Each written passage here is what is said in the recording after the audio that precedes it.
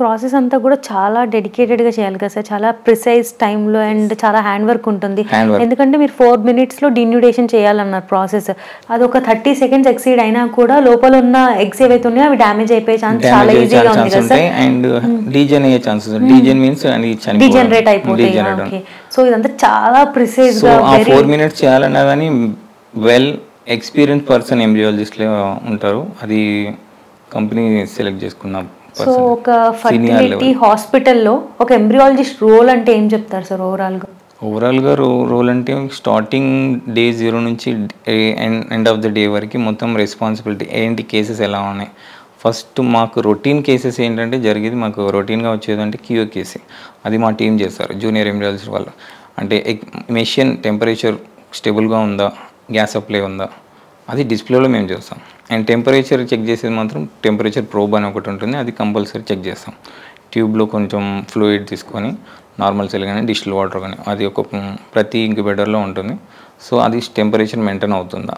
ఎందుకు చెక్ చేస్తామంటే, ఎందుకంటే మనం ఇక్సీ చేసిన ఎంబ్రియోస్ ఉంటాయి కదా, ఎగ్స్ అవన్నీ, వాటికి టెంపరేచర్ మెయింటైన్ అవుతుందా లేదా అనేది క్యూసీ కంపల్సరీ చెక్ చేయడం. అక్కడ నుంచి స్టార్ట్ అవుతుంది. దాని తర్వాత ఎగ్ కలెక్షన్. సో మీకు చెప్పాను, ఎగ్ కలెక్షన్ తర్వాత processing, denudation, dish preparation, ICSI. So తర్వాత నెక్స్ట్ డాటా వర్క్ ఉంటుంది. So next embryo transfers, embryo freezing, daily alternate మాకు ఇదే ఉంటుంది సైకిల్స్. సో సార్ చాలా నానో పార్టికల్స్ కూడా అంత చిన్న చిన్న ఎగ్స్ని కానీ స్పర్మ్స్ని కానీ ఎంబ్రియోస్ని కానీ డ్యామేజ్ చేయడానికి చాలా ఎక్కువ ఛాన్స్ ఉంటుంది. సో అది కూడా ఆ చిన్న డిస్టర్బెన్స్ కూడా అవ్వకుండా చాలా స్టెరిల్ ఎన్విరాన్మెంట్ని అయితే మీరు మెయింటైన్ చేయాలి. సో మీరు పర్సనల్గా లోపలికి ఎంట్రీకి ఎలాంటి ప్రికాషన్స్ తీసుకుంటారు, జాగ్రత్తలు, అండ్ లోపల కూడా ఆ స్టెరిల్ ఎన్విరాన్మెంట్ని ఎలా మెయింటైన్ చేస్తారు?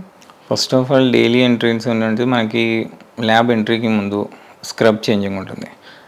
స్క్రబ్ చేంజ్ అనేది daily autoclave dress compulsory scrubs ఉంటాయి ఎంబ్రియాలజీ డిపార్ట్మెంట్కి సపరేషన్, అండ్ డాక్టర్స్కి సపరేట్ అండ్ ఓటీ సపరేట్. ఆ స్క్రబ్ చేంజ్ చేసుకొని మేము ల్యాబ్ లోపలికి ఎంట్రీ చేయడం జరుగుతుంది. ల్యాబ్ ఎంట్రీ అవ్వగానే first of all hands wash must. So hands wash తర్వాత మేము head cap mask compulsory mandatory lab ఎంట్రీలో కంపల్సరీ. సో లోపలికి వెళ్ళాక తర్వాత మనకి జరిగేది ఏంటంటే, మీరు అన్నారు బయటి ఎన్విరాన్మెంట్కి ల్యాబ్ ఎన్విరాన్మెంట్కి తేడా ఏంటి అన్నట్టు. బయట ఎన్విరాన్మెంట్ కంటే ఈ ఎన్విరాన్మెంట్లో సపోజ్ ఇప్పుడు మనం బయట టెంపరేచర్ ఉంటుంది. సో దాని lab maintains minimum 37 degrees.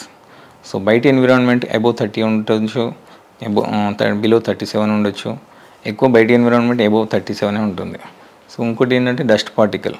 So ఆ ఎన్విరాన్మెంట్లో సమ్ స్మోక్ కానీ డస్ట్ కానీ దాంట్లో అనేది యూసైట్ అనే ఎగ్ అనేది చాలా డెలికేట్.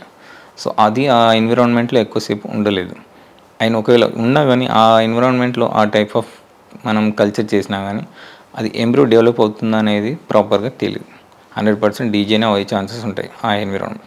సో ఈ ల్యాబ్ ఎన్విరాన్మెంట్కి దీనికి కావాల్సినవి ఏంటంటే, మనకి హెపా ఫిల్టర్స్ అనుకొని ఉంటాయి, ప్యూర్ ఫిల్టర్స్, బయట ఉన్న ఎయిర్ని కలెక్ట్ చేసి ప్యూర్ ఎయిర్ ఫై చేసి dust particles and bacteria, viral ఇవన్నీ రిమూవ్ చేసి ప్యూర్ ఎయిర్ని మనకు ఒక ప్రాపర్ వేలో ల్యాబ్కి రిలీజ్ చేయడం జరుగుతుంది. సో నెగిటివ్ ప్రెషర్ కూడా ఉంటుంది ఇక్కడ.